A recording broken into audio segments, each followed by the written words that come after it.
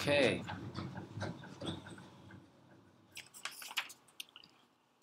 Looks like we're ready to get started.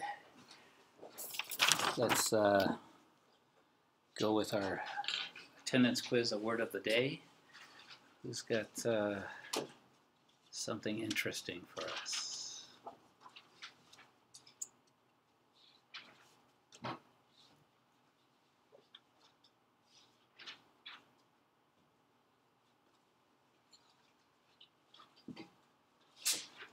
Word of the day. Let's see. Bless you. How about a word dealing with music? With what? Something with music. Theory. Theory. Music theory. So we'll go ahead and make our word of the day, actually phrase of the day.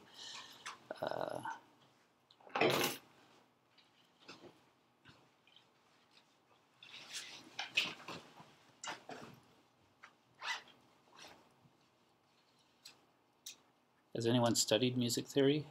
You have. Awesome. I always wanted. I had someone do in my college math class. I had them do a project on the math of something else, and I had a couple students do math. Music theory is from a mathematics perspective. There's a lot of math to it, so interesting. All right, thank you. So where we're at is everyone should have a copy. Practice test. You have it? Oh wait, no, I didn't bring it. Sorry. And in this packet that I printed out, there's also a solutions guide, which I worked on this morning. Both are available in Canvas as PDFs, so you can download them if you happen to lose this. But these 15 questions are the model for the 15 questions on the actual online test. If you do these, you'll be very comfortable. Most of all I did, I don't like to get tricky with wording, so I kept the wording the same. I changed a few formulas. Sometimes I didn't even change the function. I just changed the point that the derivative is going to get taken at. So you might even have the same function there. It's just at a different point, so you still need to know how to go through the process to get it. It's multiple choice, so you could also, there's various ways of getting that answer. Using the graphing calculator in a few ways. A couple of them you'll find out tonight. And actually we're going to learn about taking derivatives in sort of an easier way from chapter 11. So if you wanted to, you could apply the easier methods that we learned tonight to this content as well. But the ones that I've worked out, I use the methods from chapter 10. Okay? You're not restricted to them. You just got to get the right answer. Okay? You don't have to show any work or anything. I took on the unnamed quiz, which is really just a practice quiz. The correct answer there might, because it's asked what color the sky is, and the correct answer is it depends on what day it is or what time of day. Because there's blue, orange, and black, and I think the sky. I've seen the sky be all three of those colors at different times. So that was my choice. But you might just go with the blue because you think, oh, look at the sky, it's blue. But the correct answer that you'll get credit for is depends on what time. Okay, so now you know, and it's really not about the test question. It's about going through the process to see that your system works. Basically, you need a webcam. You just need a computer with a webcam and an internet. If you don't have one on yours, my suggestion would be to find like a cheap $5 or $10 one. I think you can pick them up. It doesn't have to be high quality. It just needs to somehow record you. And again, what it'll ask you, it'll ask to take a picture. So you put your face on there. It'll ask for a photo ID, so have that ready. Then it asks you to scan your area to show that nobody else is with you. And then you take the test. And what the software does is it's got facial recognition. So if while you're taking the quiz, if you leave, it sees that your face left the screen and it marks it. And it tells me that's a possible place to go back and check out. No. It was locked, yeah. We were stuck outside. Oh, Yeah, thank you. Okay. It must have been unlocked when I came in, so I probably locked it when I came in. I thought I unlocked it. No, it's locked. No, Her and I okay. were like, oh my god, it's a cancel. No, you're late. You can't come into class. Anyone else? Here we go. So where were we? Okay, so just so that first test, that first unnamed quiz takes you through the process of what you're going to go through when you actually take each of the next, this quiz and the other two, and then the final. Okay. If you have difficulties, we'll talk about it. I put a due date. We were talking about it before class. It was originally going to be Monday, but I thought, I said I'd give you a week when I opened it, so I better give you a week because that's what I said. So it'll be due next Wednesday, which is the 20th. Okay, so you have until the 20th to take it. You can, actually it's live right now, so you could take it anytime starting now till 11:59 next Wednesday. So give yourself enough time. What did you say about the proctor? You have to use the lockdown browser. So again, the thing I forgot about is what you have to download it, then you have to close everything on your computer. You have to open lockdown browser, and that allows you to sign into Canvas. If you're already in Canvas and trying to take the quizzes, it keeps telling you to download lockdown browser. So you have to get out of everything, go into lockdown browser. That will allow you to log into Canvas and give you only limited things that you can do. But then you'll be able to see the quiz, click on the quiz or the test chapter, and then you just go through the process. It'll tell you, smile, take a picture, photo ID, check your area, and then I think you pretty much start taking the test. And just to let you know, the way the software works, it recognizes your face. If your face leaves, it puts a mark that there was maybe something fishy going on. Of course, so if you need to leave, just say like my kids are fighting or whatever you need to leave for, just say it and then come back. The other thing it looks for is if another face appears. It figures should be only one face taking the test, so it'll mark that. So it's not like, again, I'm not going to sit and watch the videos, but that's what it's doing. Okay. And then all that gets recorded, and that's all that's going to go on. Any questions? The computer, your whole room. Yeah. So if you got a laptop, you just spin it around. If I don't have a webcam, can I just take it in class? We could probably do that, but the thing is we don't have a full class period to do it. So yeah, when we go to the work time, How many questions are on these? it's 15. So it's, yeah. So if you go through this, you'll be ready for it. Okay. So yeah, that could be an option. I don't have. It just needs to be somehow proctored. So yeah, we could do it in the room. Okay. We could also, if we need to, schedule them through the testing center if you want. The testing center still open? In the It summer? is in the summer on Monday through Thursday. So that's an option. But we could also do it sort of the second part of class, because I think this, as you'll see tonight, the content is actually going to get easier because we're going to learn some techniques. The book, if you read through the book, it takes a fairly mathematical approach. We'll take a shortcut, and I'll just kind of get down to the, instead of learning all the math vocabulary and stuff, we're going to mostly learn how to do it and then work on the applications. Okay? But in some way, check back in with me again, and that's having it due next Wednesday is good, because then we could check in on Thursday. So that gives Thursday and next Tuesday to take it in class. Yeah, we could do that. Okay, everyone got a copy of the practice test? Good. Let me know if you have any problems with them. But I took them out of the homework problems. I did take some out of a previous test that I had from about 5 years ago. It was a different book, but similar type content. So it should be all set. Okay. Good. Anything else?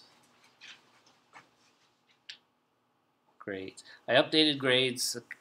Someone caught me on it. Chapter, the one I gave you extra credit on, all you need to do is work 1 or 2. It was going back and doing percentage. I fixed that so everyone's back to where they stand. But it does automatically pull up things. But if you see something like a grade change that went down or something, that probably means I had problems with the transfer, and means I got off a line or something. If a student drops out, then that messes, I might not miss it, and then so everybody else got somebody else's grade. We'll get it fixed, but whatever is in WebAssign is correct. We will make sure it gets correctly updated in Canvas. But just let me know if you see something that doesn't seem right. Okay. I moved all the due dates to the very end. However, you should be following the due dates sort of from the syllabus to stay on track. So we should be completed Chapter 10. You can still work on the homework, get yourself ready. But now we're going to move into Chapter 11. But you'll see it's very, very connected. Okay. So,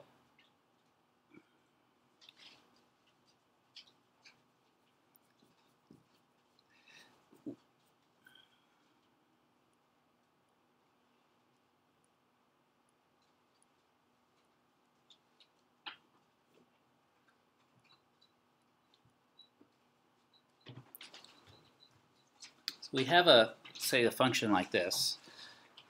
The last sections we were dealing with, we were asked to take the derivative of this using the difference quotient. Okay, and we might have looked at it at a particular point. If we go through this, does anyone remember sort of from seeing the patterns what we ended up with as a function? 2x. Okay. So if we went through the whole process of doing f of x plus h minus f of x all over h, and then we took the limit as h goes to 0, we would have had to FOIL this out because this would have been x plus h, but let's see. I won't do all the details, but let's see if we can come up with it. What would we have had? We would have had x squared plus 2hx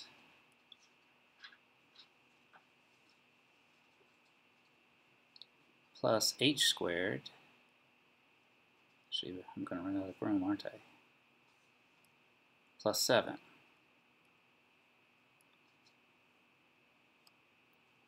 I better.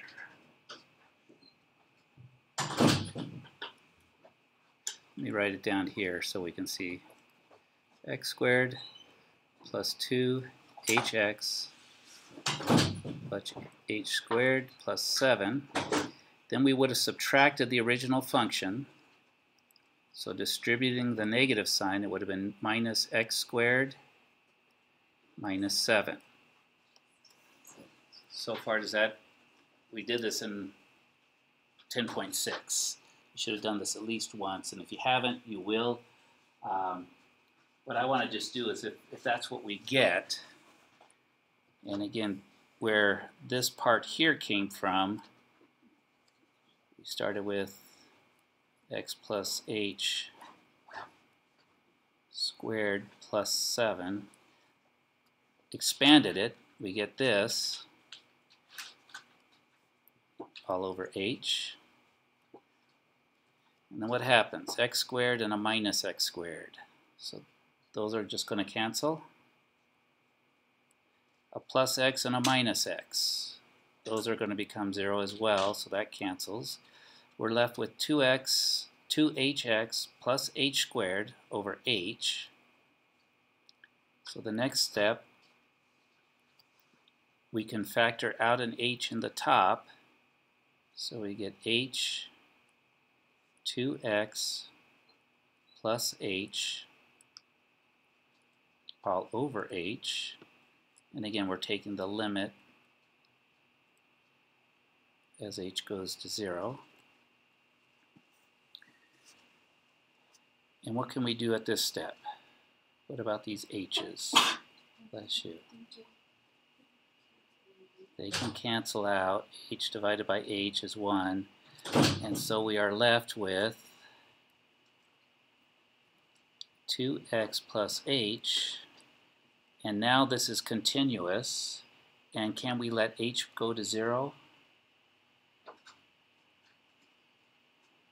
We couldn't back here when h is in the denominator, right, because we can't divide by 0. But what about when h is not in? Yeah, it's okay. We just plug in 0, so we get 2x plus 0, which is just 2x. So and what we called this is the derivative. So we said, oh, that's the derivative. So we did all this work to get the derivative. Tonight we're going to see that this, if you were to do this on multiple ones, x cubed, x to the fourth, we would see a pattern that happens regularly, and we're just going to build on that pattern. Okay. So how could you have gotten from x squared plus 7, how could you have gotten this 2x? What looks like, could we have just kind of somehow mathematically manipulated x squared plus 7? Starting with f of x equals x squared plus 7. What process do you think we could have done to arrive at our derivative? Well, first of all, what's plus 7? What do we call this plus 7 when we have linear equations? Or if we have a function equal to just a number, it's a constant. And what does the graph of a constant looks like? Y equals 7. What kind of line? Flat horizontal line. Good. What kind of a slope does a horizontal line have? 0. Very good. And so remember this, what we're dealing with as far as the derivative is really just the slope of a tangent line. Tangent line to a line is the line itself. So yes, the constant, when you take its derivative, so like, we'll just kind of use some notation here. Let's just take the derivative of this thing. The derivative of 7 is just 0. We're going to kind of look at that a little deep. Then what must happen to x squared? How can we get 2x out of x squared? Multiplied by what? So it looks like we could just take this exponent, bring it down, and there's a 1 in front, right? So 2 times 1. And then how does x squared become just x to the first? Maybe we just subtract 1. Maybe this works. Not only maybe, it does. And what we did is, so now we're gonna go more formally and define this, and this works for all functions. Now the book starts, they just define it and say this is how it is. I just wanted to do an example so you can see that yes, indeed, using our old methods, this is what the derivative should be, and with the new method, this is what we're going to get. And usually we don't write the plus 0, okay? So let me take a picture of this. We'll clear out the screen. We'll use the formal definition, and then we'll look at a few examples, because that's really all there is to it. So the thing is if we have a function,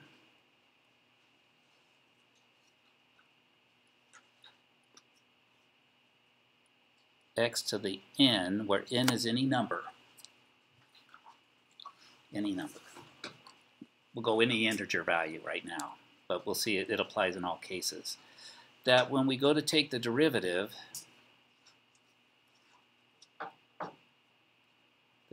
of the function,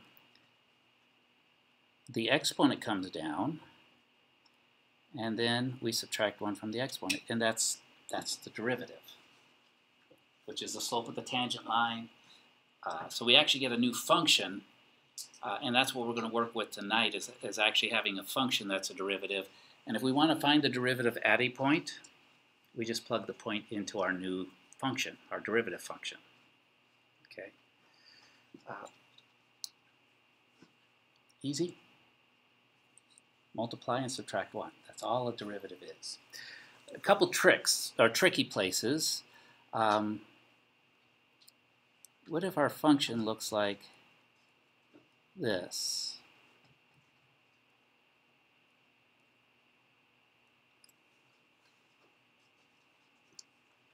What do we do?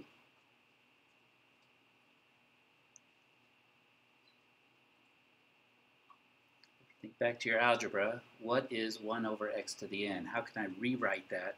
X to the negative.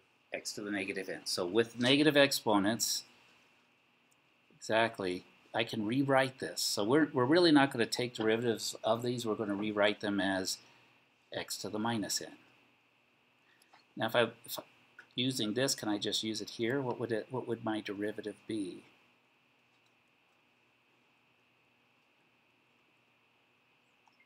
Would it make sense? The negative n will come, it's just follow through. Instead of n, I've got negative n. Now the things, I still subtract 1, but you're going to see as we do a few examples, you're actually adding that, you get more negative. So if it was a negative 3 minus 1 is actually going to get to negative 4. So this is one where the exponents seem to get bigger when we have it in the denominator. Okay, but we're just taking the derivative, take the exponent down, multiply, and then subtract 1 from it. That's all there is to it. One more other trick that comes up is what if we have this function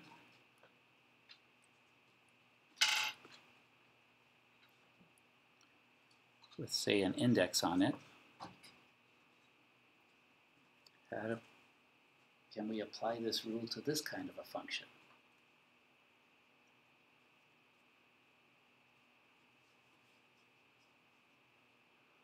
Algebra, what is... Where is it by power? And what is the exponent going to be on this? And 1/2. 1 over n. So if it was a square root, it'd be 1/2. If it was a cube root, it'd be 1/3. So it's going to be, I'm using it in the general form, 1 over n. And again, we just use the same principle. The exponent's going to come down in front. So the key part is to be able to write everything in terms of exponents.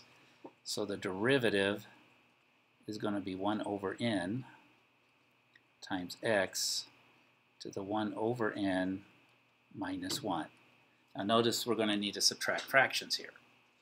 So we can actually simplify this a little bit. This one gets a little bit complicated, but we're okay with it. Because once we've got these, we can pretty much start looking at examples. So 1 over n is just 1 over n. Let me just kind of highlight what happens with this fraction. We take 1 over n, and another way to write 1 with a common denominator is n over n. And so with the fractions, we get 1 minus n over n. So this becomes x to the 1 minus n all over n. Okay. So what you see when we have radicals, oftentimes what happens is the derivative itself still has the radical, but as you can kind of see, 1 minus n is going to become a negative exponent, so the radical actually moves into the denominator. So we'll take a look at a couple examples with radicals, and we'll go from there. Okay. But these are really the three things we need to worry about. This, I mean, if we understand this rule right here, it covers everything. And then we just got these two things of needing to know how to make exponents either negative or how to make radicals into fractional exponents. And then we just deal with the exponents, bring it down in front, and subtract 1 from it. Just about every derivative we're going to do is going to involve that. The only difference is when we have exponential functions and log functions, and those will be a special chapter.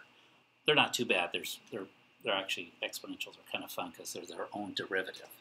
So it's almost like nothing even really happens.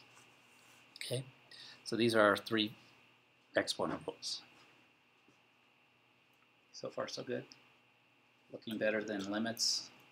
Yeah, a lot less work because then we get a new function. So let's go ahead and take a look at a few examples to simplify it, and then we'll kind of expand it a little bit more as well. So what if my function is f of x, x to the 5th. Actually, let me put a few up here and see if you could just go ahead and do them.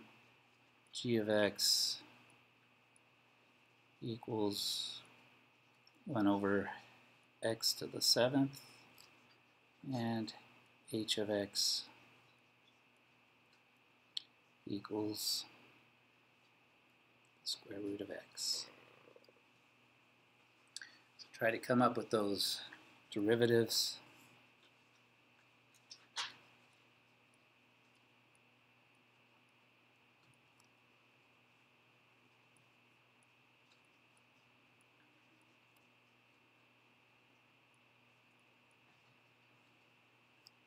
Should maybe a better.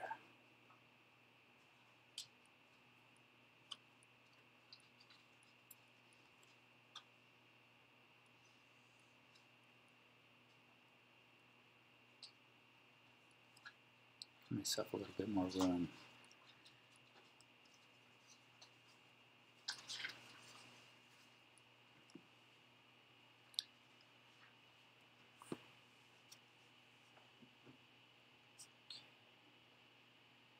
So how about on this first one, f of x? Yes, sir. 5x to the 4th. Perfect. So the 5 comes down. There's the x, and then we subtract 1 from the exponent. 5 minus 1 is 4. Very good. And to let you know, this is really all we're going to do in this class. What we're going to do later in the chapters, we're going to take combinations of functions, either functions that are being multiplied, divided, or composition of functions. Second half of the class, what we do is we start with the derivative and we work backwards. So if you understand how we get the derivative, the next step down in chapters 13 and 14 is, instead of subtracting 1, we're adding 1 to the exponent, but we're going backwards. So we kind of, if you remember what we're doing here, the second half will be a little bit easier because it's just kind of going in reverse direction. And that's all there is to this whole class. Not to oversimplify it, there's a few complications. That's why we've got 8 weeks to do this class. But this is the basis, really. If you can do this, you're in good shape. So how about this one? Someone else help me with this one. What do we need to do first? Make the power negative. Excellent. So that take that. Anyone call this the elevator ride or elevator rule? Anyone hear that before? So it's just the book I read. They called it the elevator rule because if you put it on the elevator, take it to the first store, it becomes x to the minus 7th. Okay, so that's sort of the first thing we do. We just rewrite it, and then what do we do? Exponent comes down. This is a little bit, but what does a new exponent become? Negative 8. Just be careful with this when we're dealing with negative exponents. It's so easy to say it's negative 6 because you get used to subtracting, but a negative and negative, when you subtract, it's more negative. So yes, we're getting, this is the one where the exponents are actually going to seem to get bigger, although they're getting smaller because negative 8 is smaller than negative 7, but it's just how it is. Okay. Now, the thing is sometimes you'll see in the answer books, or you could see it, they may rewrite it, since it's a negative exponent, it could get rewritten as negative 7 divided by x to the 8th, written with a positive exponent. Okay. When you get to the test time on this, remember the tests will all be multiple choice, so you just have to be able to identify the right answer. Don't have to worry too much about how the format. But if they ask for answers with positive exponents, that's the way you're going to want to write the answer. So you're just remembering switch back from an 8. So basically take another elevator ride, put it back in the basement. Okay, so far so good? Awesome. And then what we're going to see is that for combinations, we just do term by term. This is all we're going to do. And if it's a long function, it's just term by term. We're just doing it with each one, and we're all good. How about this one? What do we want to do first to it? Whereas x to the 1 over 2. Okay, so when a radical doesn't have an index on it, it's assumed to be 2, a square root. If there was a index there like a 3 or a 4, then that's what we would use. Okay, so x to the 1/2. Take the derivative, what are we going to get?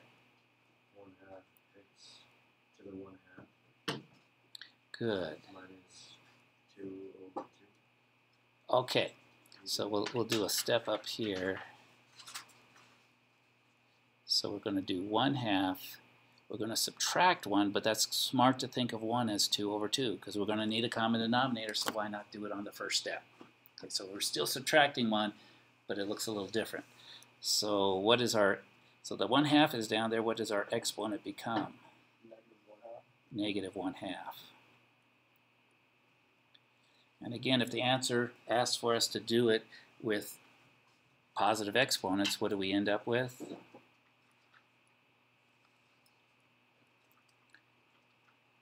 Well, to make that negative exponent positive, we move it into the basement. This 1/2 is in the basement, so here's what the answer actually ends up looking like. 1/2 radical x, because it would be 1/2. Does that make sense? So sometimes you'll change it back into a radical. Nothing wrong with having x to the 1/2 in the bottom, but just a lot of times you'll see it written this way. Okay, but when we work with everything, we need exponents up in the main area. So we need them out of the denominator, and we need them out of the radical. We can't deal with radicals directly, so we deal with fractional exponents. Okay. I thought you're not supposed to have square roots. Yeah, that was like from 100 years ago.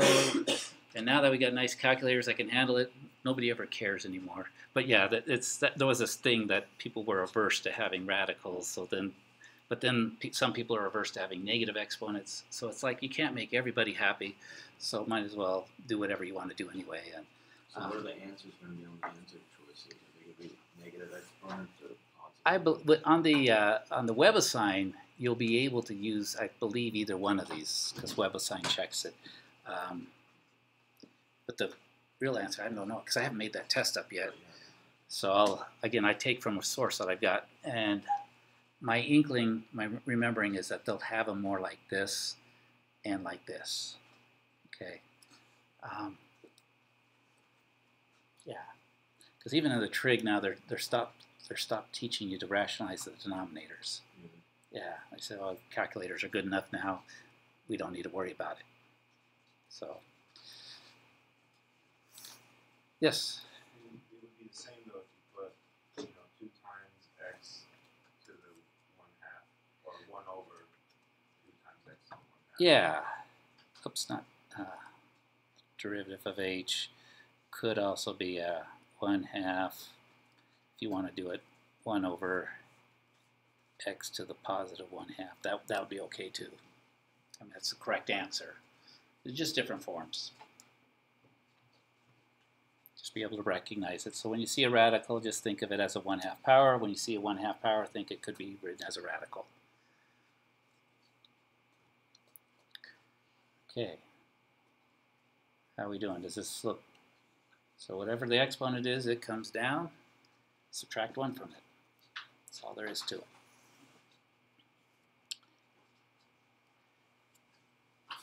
So now the rest of it is we're going to look at a little bit. We're almost done. We'll look at it talks a little bit about notation, so we'll talk about that just a little bit. Okay, so we can write it this way, the derivative, or we just call this f of x prime. So that's one way to write the derivative.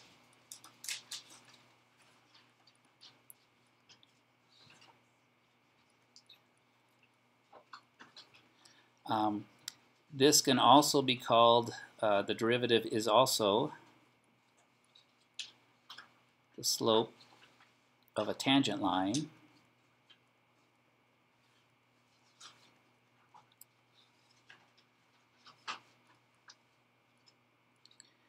And it's also called instantaneous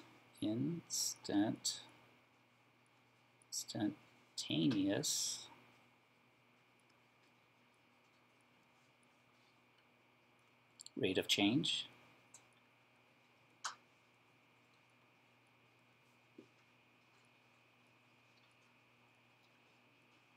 or the slope at a point. That's where that comes from. So all of these things are what the derivative is.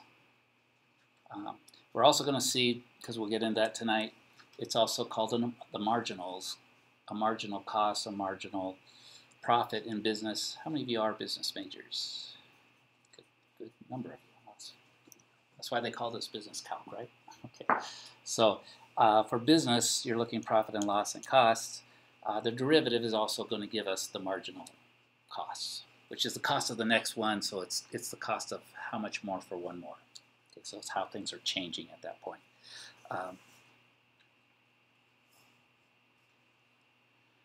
Okay.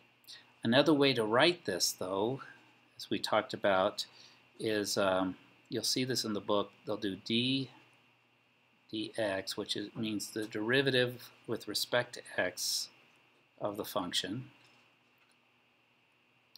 And oftentimes we talk about the output as being y, so you'll also see this written as dy dx.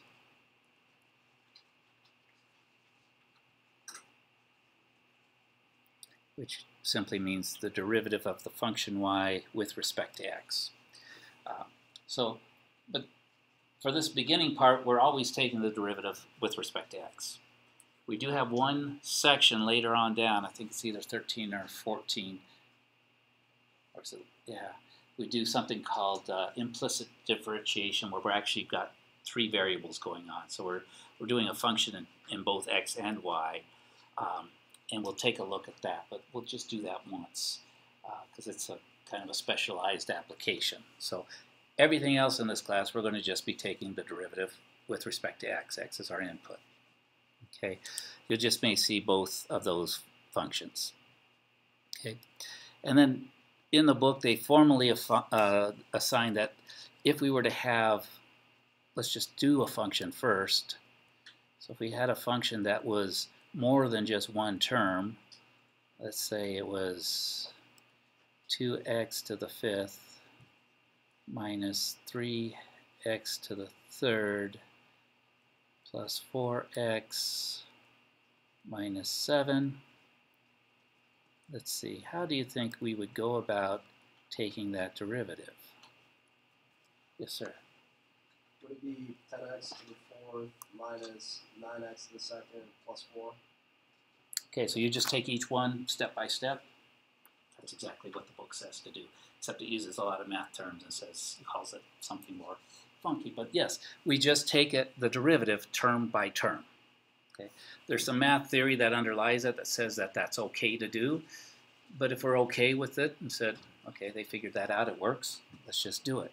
So yes, we take the derivative term-wise. So the 5 times 2 is 10. And then we subtract 1 from the exponent, so that becomes a 4. We take 3 times negative 3, that's going to give us a negative 9. And then we subtract 1 from the 3, 3 minus 1 is 2.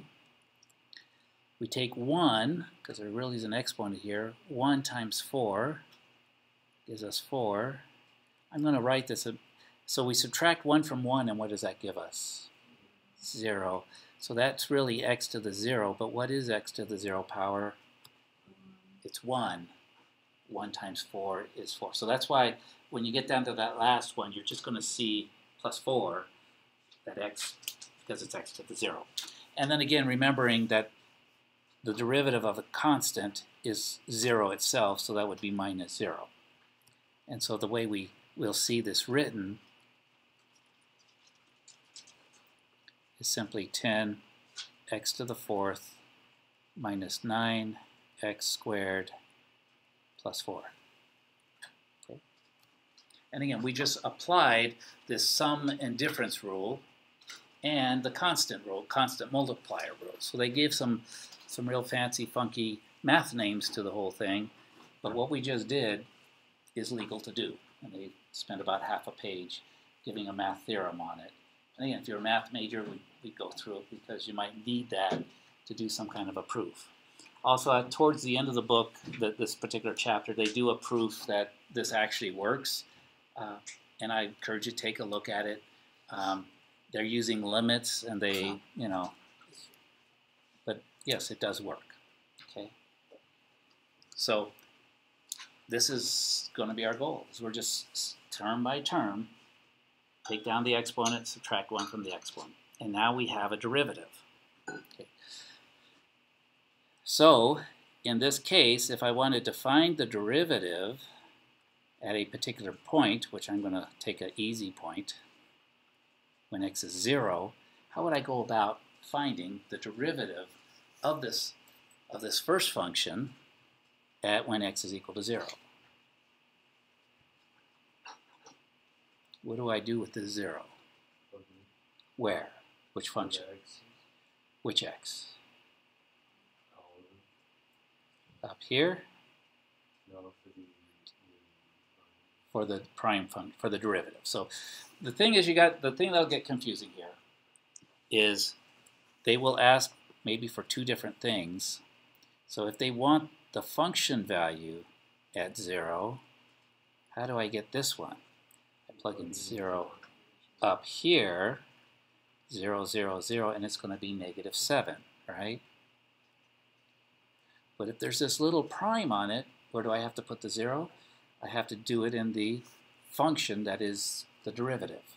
Okay, so this is going to be the confusing part, or it can be, at least it was for me, is am I dealing with the function or am I dealing with the derivative function? So we'll have two different ones. And so this one, you put in 0 here, that's 0. Put 0 here, that's 0. You're left with +4. So notice two different answers to things that might look very similar. The only difference between these two questions is this little prime here. Saying find the derivative at 0 is actually 4. Not only is it different because of this, what does this 4 mean?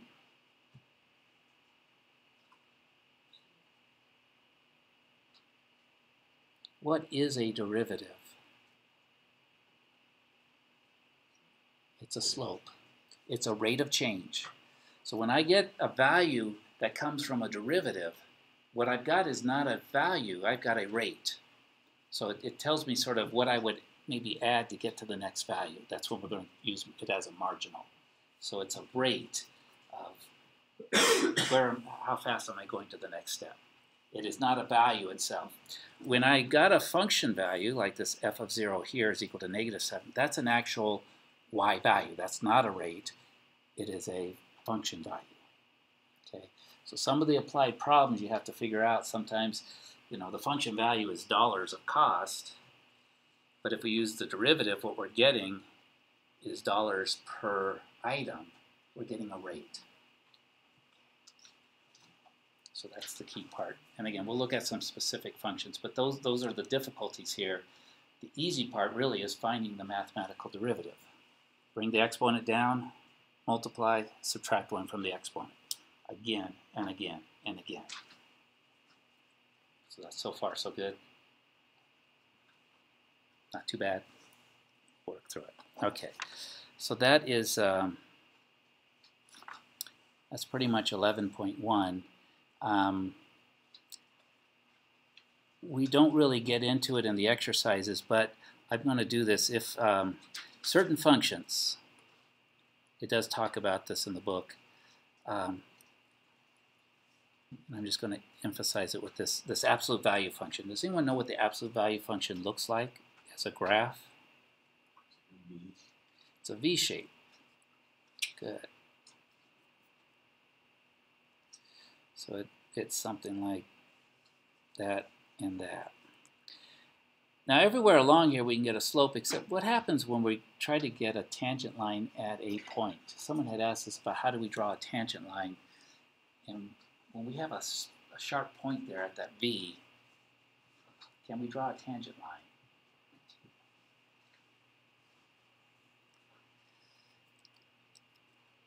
The problem with it is that we can draw a tangent line, but we can draw actually an infinite number of tangent lines because we can there's a lot of lines that would go right through that point, just that one point. So there's not any one, and if you follow along their reasoning, when you go to take it, you get a derivative that has an x in the denominator, so it becomes undefined at 0. Okay, So the bottom line is, if you have a sharp point on your graph,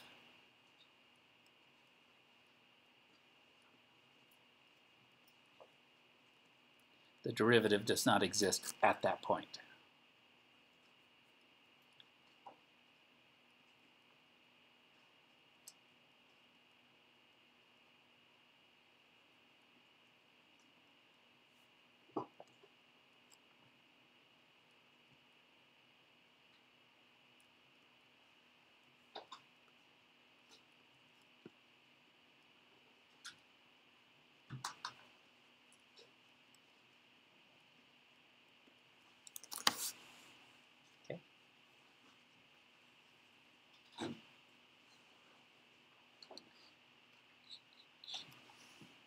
So how about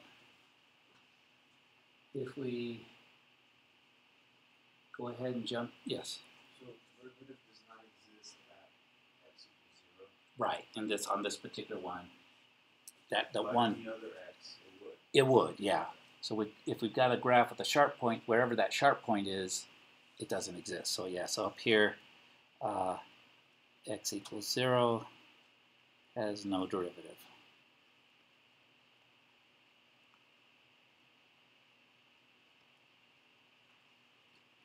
It's because it has no slope.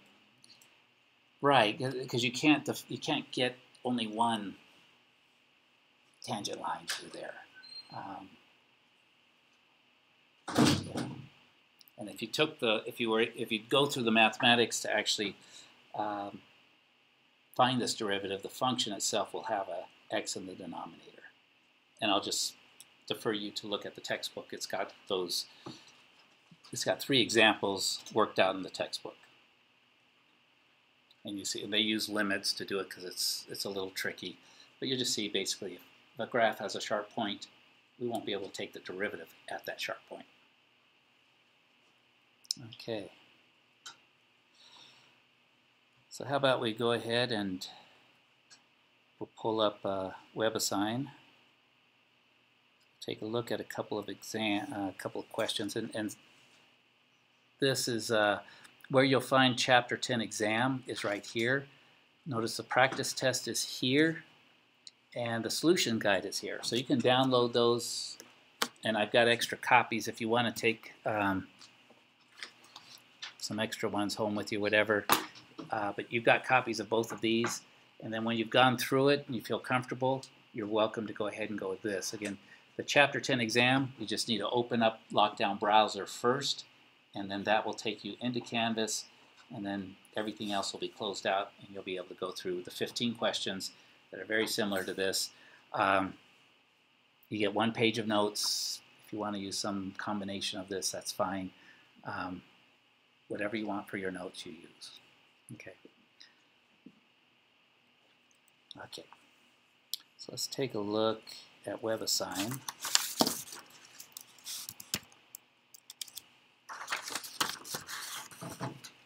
Just to make sure that the homework looks doable. And then what we'll do is we'll start into 11.2, which is just an application. That's going to talk about marginals, so the techniques are not going to be anything new. All it's going to be is applying things. We were unable to recognize your... Uh-oh.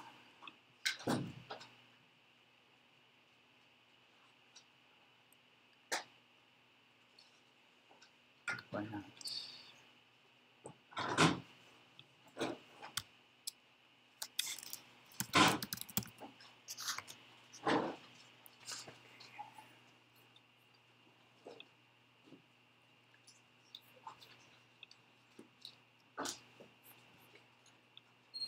Internet's still working.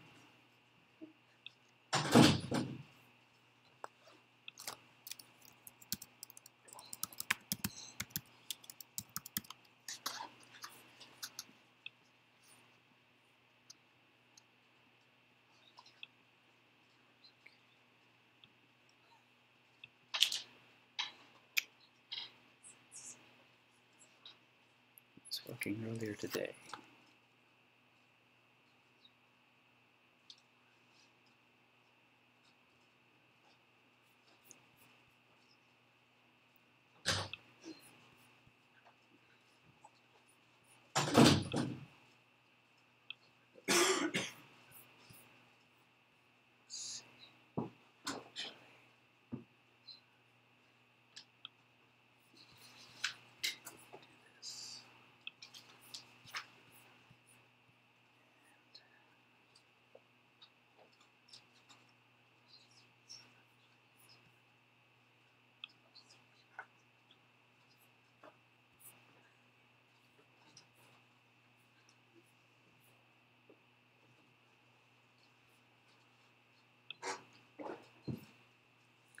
Yeah, if you want to take a little break, that'd be a good time. For some reason, it's not letting my password work. It was working earlier today. I don't know what happened in between. Yes, sir. Do you want the practice test? Yeah. So, anyone else? Okay. Oh, I know. I got an email. They changed my password on me. Let's see.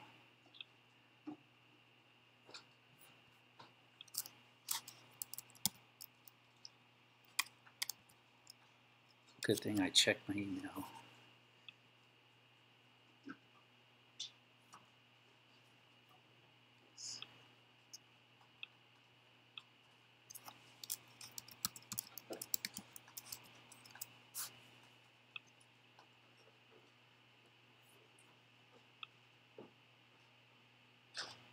That's what they did. Okay. So we'll come back here. I'll show you a few tricks with the calculator that can get you the derivative as well. And there is one question here. We'll work through it. It'll ask you for the actual equation for the tangent line. I'm going to show you a nice technique that will actually get that for you.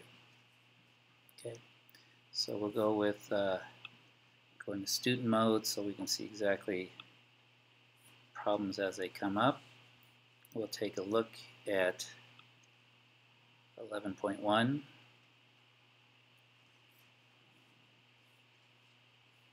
we do this one? Yes, we're okay. 4 times 6, subtract 1 from the exponent. Okay, so that one's straightforward. Another one, bring the exponent down, multiply, subtract 1 from the exponent. Here's one, not too bad, just 3 terms, so we're taking it term by term by term.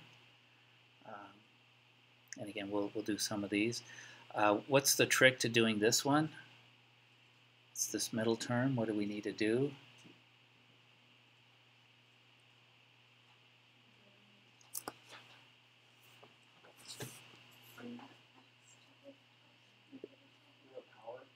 Make it a power, exactly. So bring the x to the top, whatever. So we're going to rewrite this when we go to take it. It's going to be negative x.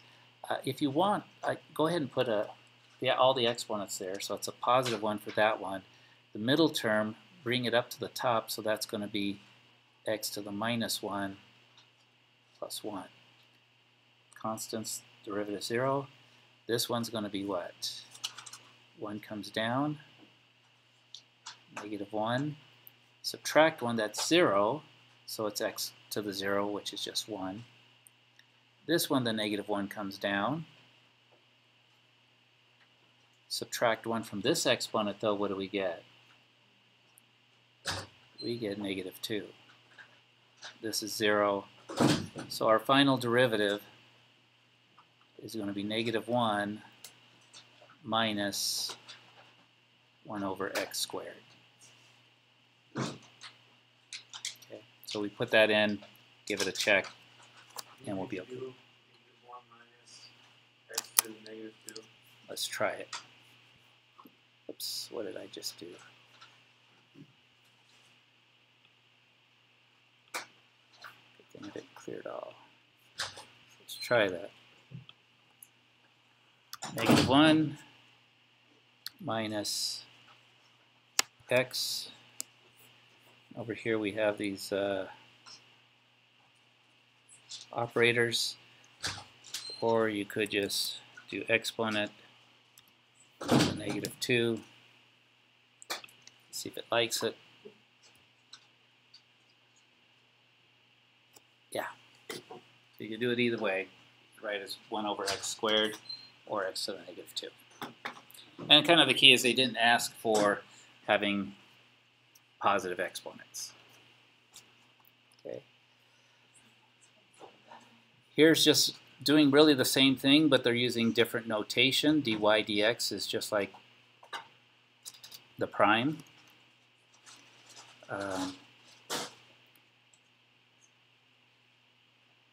So what rule, and I guess what would the rule be that we used? We'll have to see. Again, if you look over the book, I'm not too worried about these as long as you're getting the derivative. But this thing we're doing when we take the exponent down and subtract 1 from it, that's called the power rule. The sum rule is whenever we've got more than one term. We got 2 terms. Yeah, they're being subtracted, but this is still relates back to the sum rule. Okay, so we're using both the power rule and the sum rule. Could call it, I guess, the difference rule, but in the book they call it the sum rule. So I guess let's see what we get. What should the derivative be? 1, right? Because that exponent comes down in front, so there's a 1 in front. This becomes 0. Derivative of constant term is 0. So that should be the right derivative. Now, I was wondering, the book just uses it as the sum rule. I guess we could, if we get marked wrong, I guess we could call it the difference rule, but yeah. I guess because it's subtraction, we should call it the difference rule instead of the sum rule. But I looked through the book and they didn't notice that.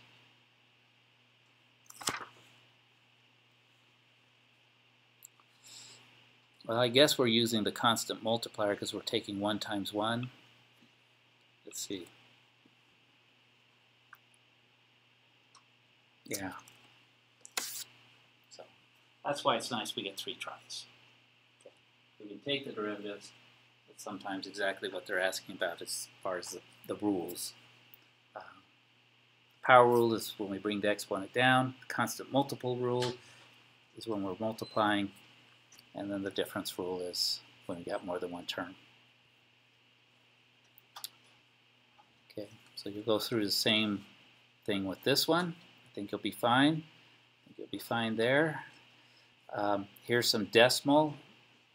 So that's a radical as well. Again, we bring the exponent down and we subtract 1. The fact that they're decimals, that's okay. So I'll let you give it a try. But a lot of these I find that just by doing them, it'll be more helpful. So what do we do with these ones? First step is to, put them on the elevator, put them upstairs, make them negative exponents, then just use the power rule. Okay. Same thing with these guys. Do them as negative exponents. Change these to 1/2. Change this to a negative 1/2. Okay, so far you're good. And I think this is the one I wanted to get to. This one, slope of the tangent line, slope of the tangent line. Actually, let's do this one together. It might give you the same one, but this wants you to find the equation of the tangent line to the graph of the function of the given function at the point with the indicated x-coordinate. Would you like to see the simple way or the hard way? Simple. You don't want to go through a half-an-hour thing that could be done in 2 minutes. Okay. So let me show you how you can use your graphing calculator to get this. So we're going to take this function, f of x 1 over x squared. We're going to put that in our graphing calculator as y2.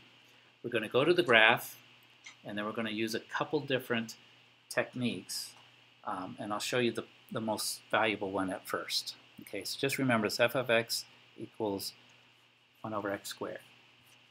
So I'm going to switch over to the calculator,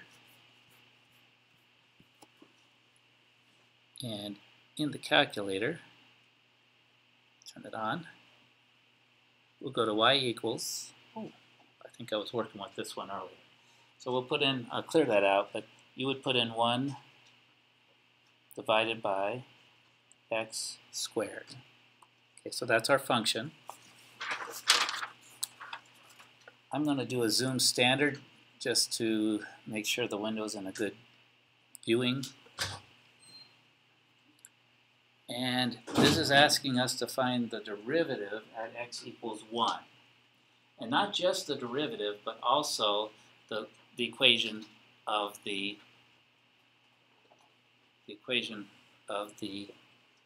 tangent line. So, and remember, it's going to have the slope, which is the derivative. Let me do one more thing, because I want you to see. This is the fix I did, but I think let's see. Go here, here. Go back to the graph. Okay, here's what you do. There's this above your key that says program. What do you notice is in blue right above the program key? Draw. And most books never tell you anything about doing that. Most teachers would never teach you about doing it, but I had a student who figured out what that was. So I do second draw, because it's blue, right? So I'm hitting the program key. Second draw will allow me to draw. And look what it'll allow me to draw. It'll allow me to draw a tangent. Okay, so I'm going to go down to draw the tangent. I'm going to hit enter. And I come back and not much has happened. But guess what it's waiting for me to do? What do you think it's waiting for me to do? It's waiting for some input. What's that? 1. It needs to know, hey, dude, where do you want to take the derivative at? We want to do it at 1, so I'm just going to hit 1, and notice it says at x equals 1. And as soon as I hit equals now, or enter now, watch what happens. It draws the tangent line so I visually see it, and down here, it actually gives me the equation of the tangent line when x is equal to 1. And notice it's a linear equation because a line is linear. So it's y equals mx plus b. So what's my slope? Negative 2 with a bunch of 0. Yeah, so it got kind of funky here. And I'm going to show you how you can fix this because it's kind of hard to read. Negative 2x plus 3. Okay, that's our equation of the tangent line. That's the answer to what we want to put in there. We want to put y equals negative 2x plus 3. Just to show you how to use your calculator a little bit more, if you go to mode, the way to fix this is telling how many decimal places it's going to show. So currently it's floating. It'll show as many as the calculator will put. I think we only need like 2 decimal places. So I come over here and say, no, cut it to 2 decimal places. I don't want to see all those zeros. And then now when we go back to the graph, we'll ask it to draw. So second draw, we'll ask it to draw the tangent line again. Hit enter. Enter 1. I'm going to go through it all. It leaves it there, but now look at it, gives us our equation in a much nicer format. Y equals negative 2x plus 3. That's the quick way to get to the answer. And I would just keep doing that because you can, for the rest of the class, you can do it. Okay. The other way is you find the derivative, which gives you the slope, and then you plug in the point and its value, then you find the y-intercept, but it's a lot of algebra for very little benefit. Okay? So just remember that, negative 2x plus 3, and then we're going to switch back to the window. And we're going to put that in as our answer, negative 2x plus 3.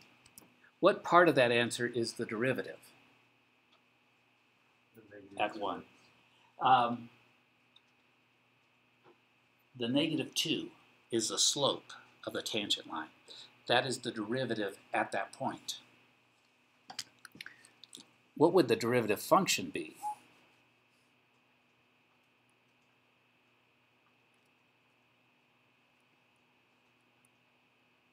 Oops. the derivative would have been, because this is x to the minus 2, right? The derivative is going to be minus 2x to the minus 3, the derivative function. If you plug in 1 here, what do we get? What's 1 to the negative 3? Oh, oh, 1 to the negative 3. oh. 1 times 1 times 1. 1. Still 1. A million times it's still 1. So this is, that's why they chose 1. You'll see 1 a lot. 1s and 0s are really nice to do the math with. So, 1 times 1. It's just 1. So it's negative 2 times 1. Slope is negative 2.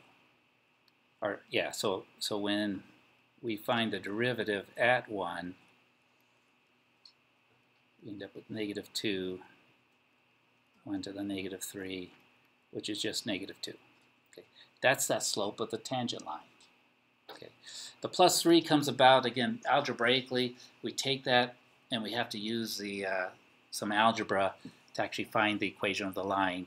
What we would have to do is plug the x back in here, get the y value, and again, it's not overly complicated, but it's a bunch of steps, and if you just use the calculator, you've got it. And on top of that, you also get to see, for this particular question, they want to know what the graph looks like, right? So you're supposed to also check the graph out.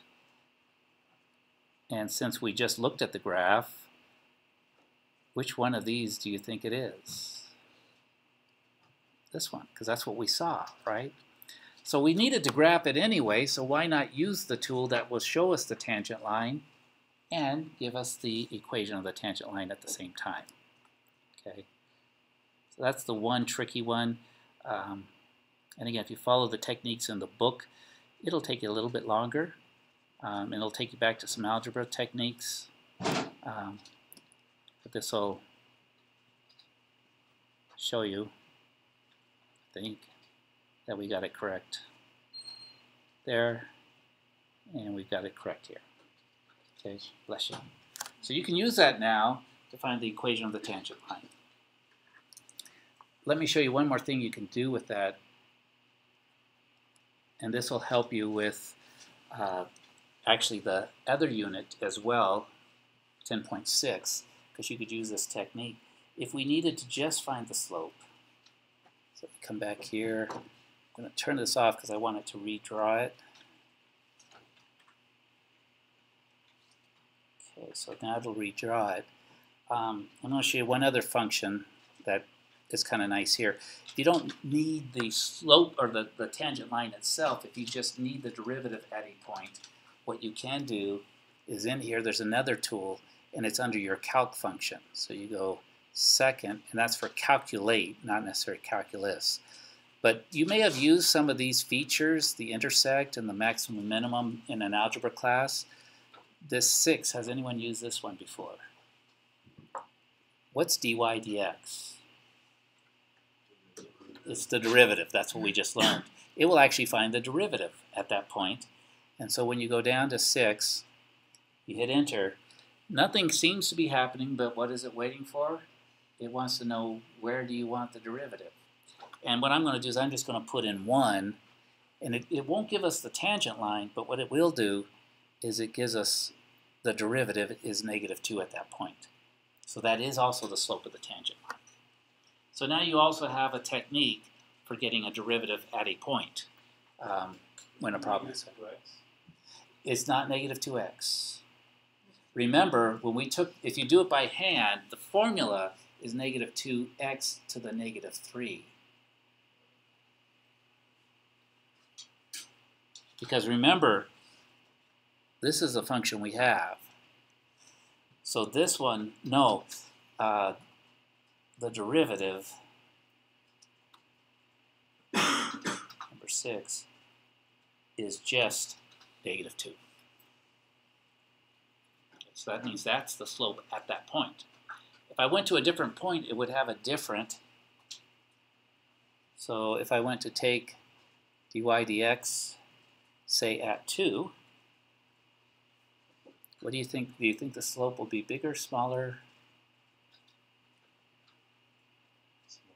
Good. It's going to be less steep. It's negative 0.25 because we're coming down this way. So the tangent line would have to wrap. So it's giving us a value at that point, which is the actual slope. It's not giving us a function. Okay. So this kind of all, you just have to go through this, and you're probably going to make a few mistakes every once in a while, and you're trying to find the wrong thing. Okay, because sometimes it wants the slope of it, or wants the equation of a tangent line that's different than the slope at that point. Sometimes it just wants the slope. Sometimes it wants the actual function, the derivative function, and sometimes it wants the derivative at that point. And so it's kind of, as you work through, you'll kind of figure out when it wants what thing. Okay. But if you can say, cut through all the stuff, what is the big lesson today? Take the exponent, bring it down and multiply, and then do what with that exponent? -1. That's really all there is to it. It's just then there's a few other things that go, but that'll get us a derivative. That's the key to getting the derivative.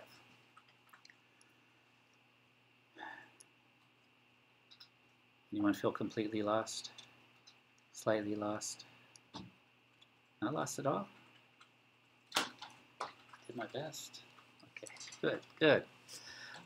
So now what we're going to do is we're going to go to 11.2, which is not a new theory, it's an application.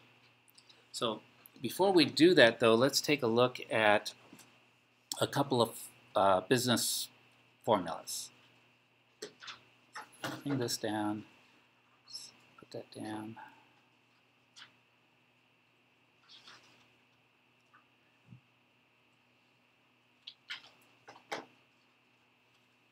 Okay, so a lot of times we'll be given a function for the cost.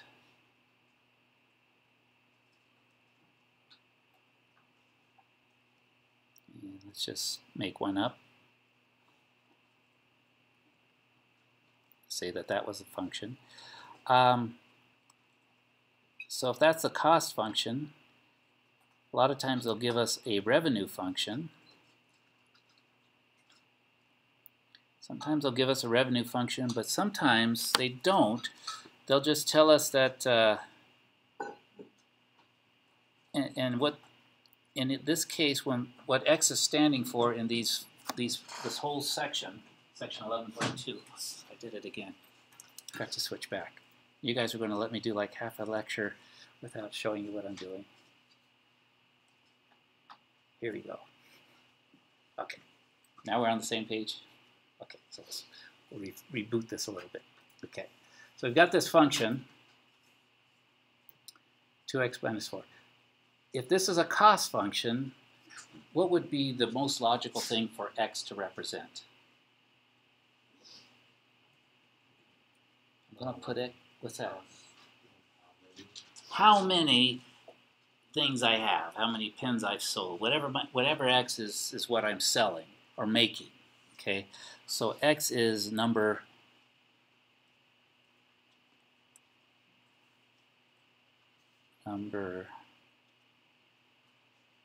of units of things.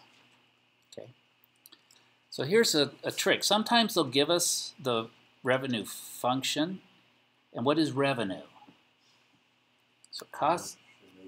How much it costs to make food? That's what cost is how much it costs my company to make it. So revenue. How much you're making before you subtract your cost to get the profit. That's the cash that comes in from those sales before any cost has been good. So if I'm selling them, let's say they tell us something like we sell our little pens. And there's a problem like this. Say we sell them for $2.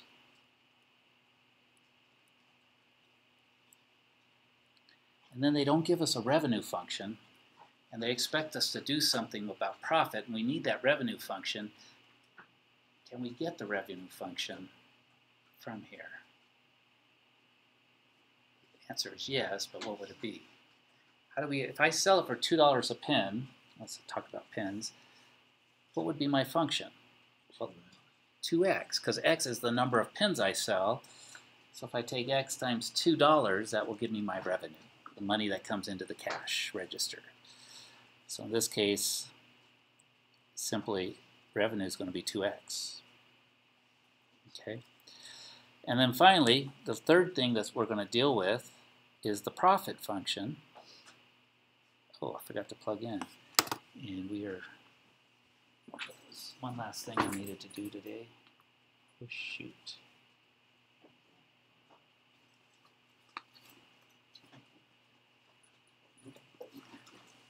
Well, we got 7% left to, that would do it, yes. Okay, yeah, mine's a little bit older. What did I do? Maybe oh, I left it here last time. So it's right here, ready to go. Let's see. Thank you, though. That's where, at least we know in the future if I do forget it, that's going. There we go. Save the day. Thank you. Okay, so the profit, what's profit? It's the revenue after I take the costs away. And again, in the business world, usually you have the costs first, and then you get the revenue, and then you make a profit. But the way we think about it is you take the cost away from the revenue, and that what's left is the profit. Okay, so what we're going to end up with in this particular case is doing some combination of functions, right? So my profit function in this case is simply going to be my revenue, which is 2x, minus my cost function, which is 2x squared minus 4. And then I combine things. So this negative goes on to the 2x.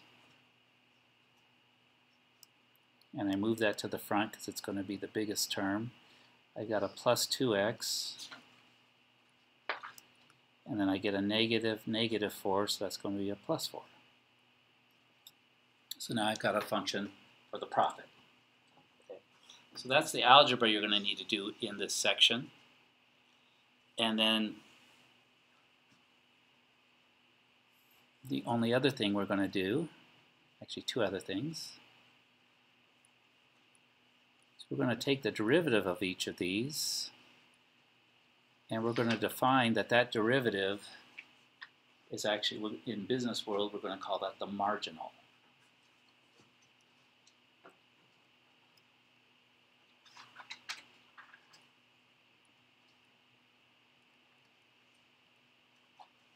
So marginal cost, marginal revenue, marginal profit.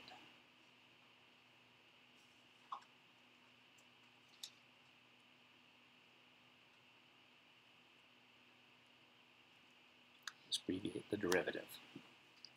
And the marginal is either the cost for one more item, it's the revenue for one more item, or it's the profit for selling one more item. So that's what, think of the marginal as what would be, what happens with one more unit. Okay. So in this situation we've got our cost up here. What would be the derivative of the cost?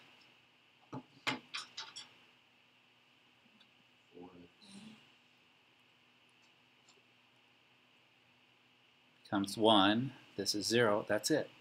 So the marginal cost is 4x. So notice it's going to be different though, depending upon how many units I have. So if I want to find the marginal at 10 units, what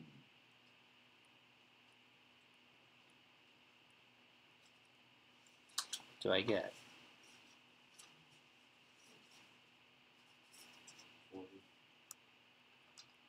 It's not a very good business model.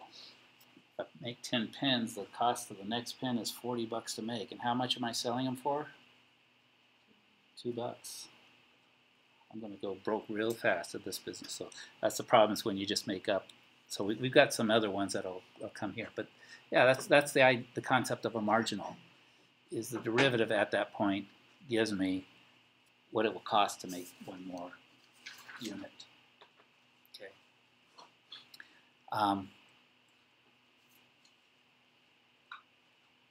So that is marginal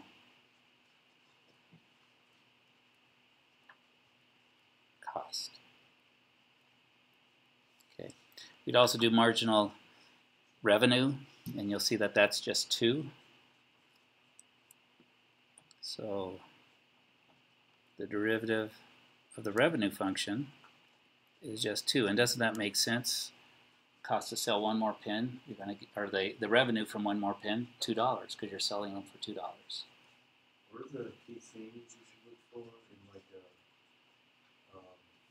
a word problem to know if you're talking about the cost or the revenue or the profit?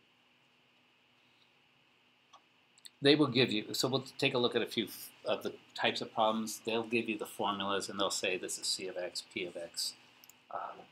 The only thing is there's a few of the problems they don't give you the revenue function, but they give you what you're selling it for. So then that's just going to be what you're selling it for times X. Usually they don't give you the profit function. You have to take the cost function that they gave you and subtract it from the revenue function. Okay. Yes? The marginal cost would be at 10, how much more it would cost to make the 10th 10? The 11th one. So at 10, it's how much would it cost to make the next one? It would be $40 bucks. or Yeah, just for one more pin. Okay. So that was a terrible function that not very efficient. But again, I just made up a equation for it. Okay, and then we come up with revenue, marginal profit as well. Okay. Let's look at a few examples, and there's really, we're just going to apply these marginal cost, marginal revenue, and we'll see how they work. There's one more concept which will happen a little bit later in the lesson, which is average costs, which is similar to but a little bit different. Okay.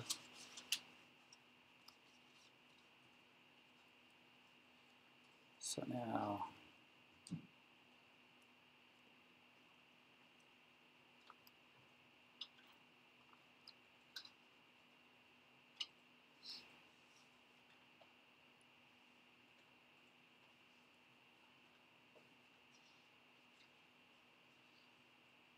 and again, this is once you get the, you take the derivative of this, you can find it at various values. Notice they're plugging these values into the function, so you're getting different rates of change at different feet. So I think each of these are good practice ones for you.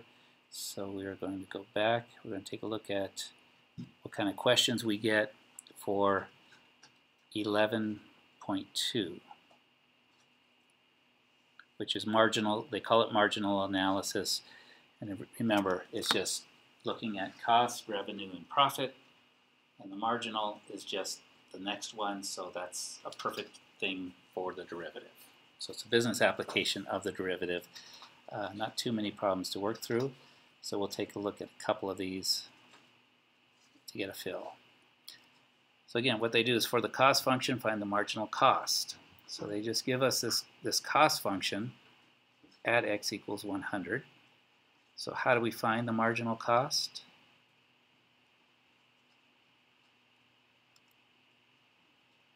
You gotta find the derivative and then add 100 for x. We'll find the derivative, and then we want that derivative at 100. It's kind of, yeah. And then that basically is going to give us the marginal is the cost to produce the 101st unit. Okay. So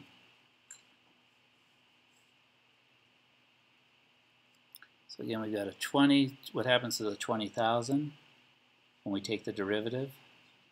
0. 40x just becomes 40. Now 10,000 over x, how do we want to write that? Negative 10,000 over x squared. Good, you're doing it in your head now. So the negative 1 comes down, so it makes it negative 10,000. Subtract 1, you get a negative 2. So we get a negative 10,000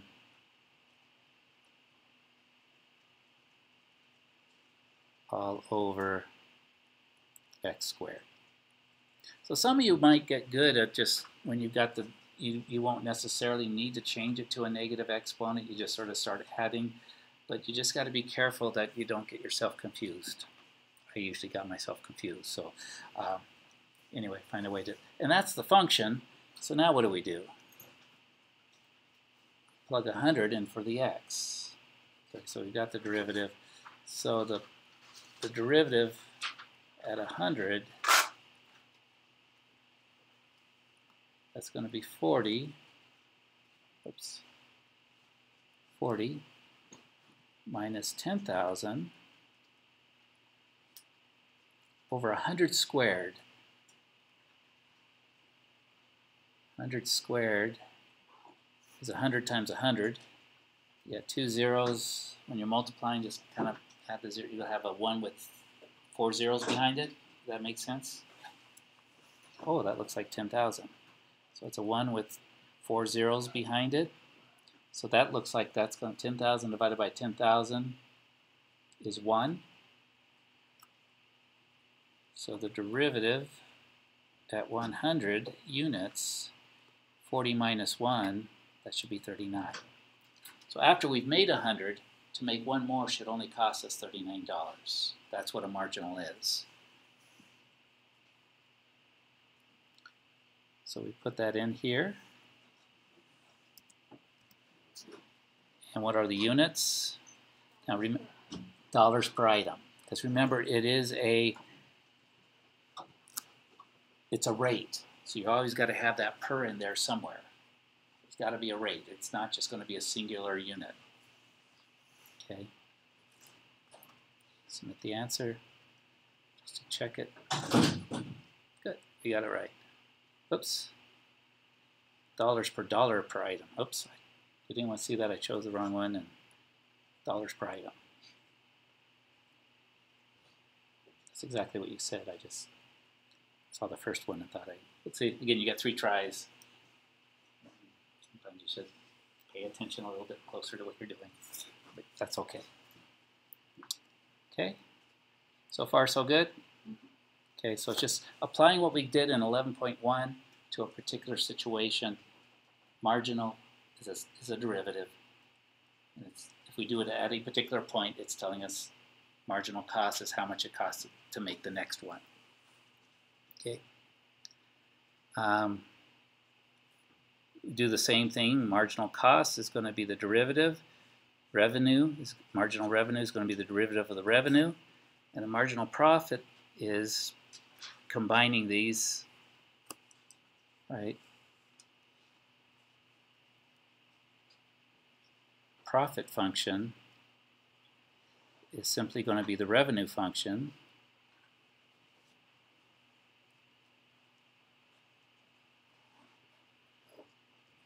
minus the cost function. Now, if you want, can we combine some things here?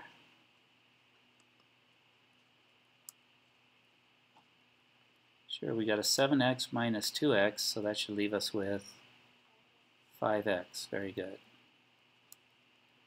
Minus 0.001 x squared. And then again, just some practice taking the derivative of each of those functions. And that will give you your marginals.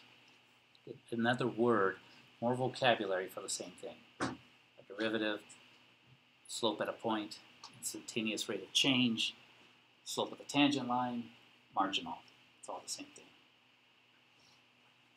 Okay, so I'll let you do those ones, but now it's all set up. And it says find all values of x for which the marginal profit is 0.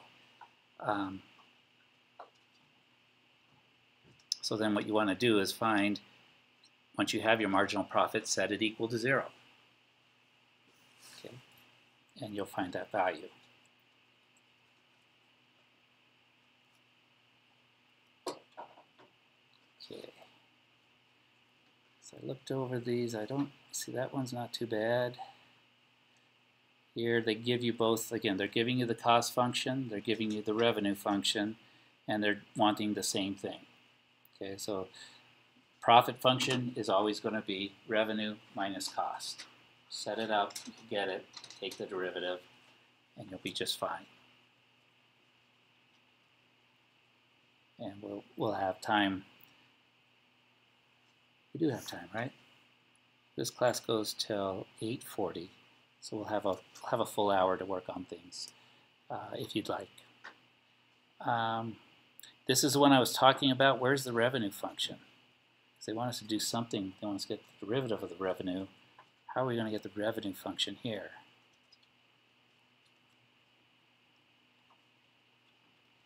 It sells for 90 cents per copy. So what does that mean as far as revenue?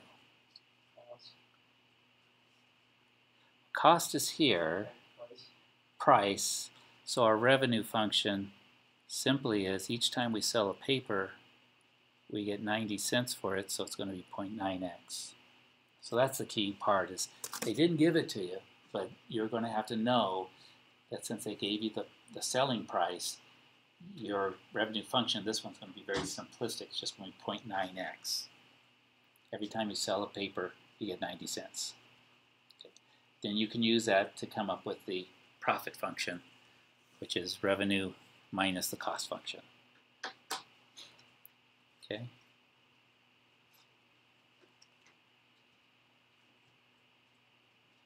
And sometimes these do act away, because remember, if you're producing papers, it's probably more expensive to make 10 newspapers than it is to make 100 newspapers, because you got that, or almost the same amount, because there's that startup cost. And it doesn't. The more papers you print up, it doesn't cost you much more to make that. It's basically just the cost of the paper once you've recouped the cost of setting up the run. Okay. So that was a tricky one. Or could be a tricky one, but not for us now. Again, some more questions for you to answer about it. I'll let you work through those. These are going to be some conceptual ones, so this is what I mean. So P of 1,000, it doesn't have the prime on it, so it's not a derivative, right? Suppose P of X represents a profit on the sale of X DVDs. So this 9,000, what does that mean? We make a $9,000 profit when we sell how many DVDs? 1,000. Okay. This derivative at 1,000, what is the derivative telling us?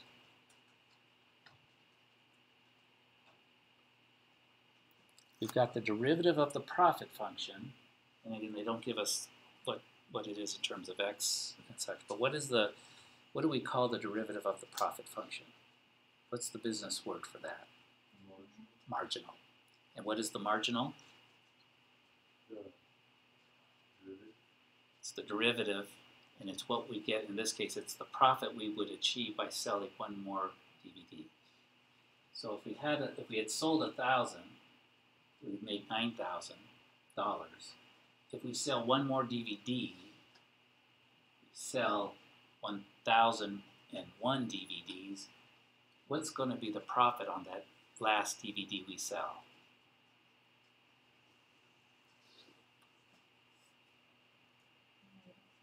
We're going to actually lose $7, which sounds weird, but that's what it's telling us, is the derivative at 1,000 is -7. Means maybe we should just pack up and go home, because it's costing us $7 to sell that extra DVD. And again, maybe we had to go and make one or something. We don't know what the difference is, but that's what the derivative does. It's telling us the marginal. It's telling us the cost for that, or the profit, in this case, the profit for that next function. It's decreasing at a rate of $7 per additional DVD at that particular value. Does that make sense so far? Okay. So you're going to have a few problems like this are very conceptual. So the function value gives you what you get. The derivative function gives you what you'll get for the next one. So it's really just only one unit, one more unit. Okay.